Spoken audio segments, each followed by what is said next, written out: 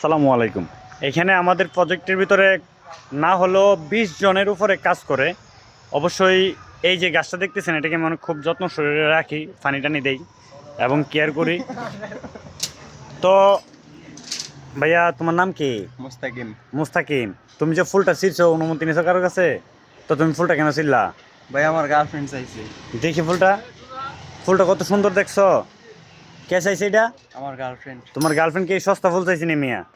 ভালো ফুল চাবে ওইগুলা ভালো ফুল দিবা, গোলাপ দিয়ে প্রেম করে এগুলা দিয়ে না। আরেকটা কথা কি জানো, নারী সুন্দর শাড়িতে আর ফুল সুন্দর গাছে, কথাটা বুঝতে পারছো?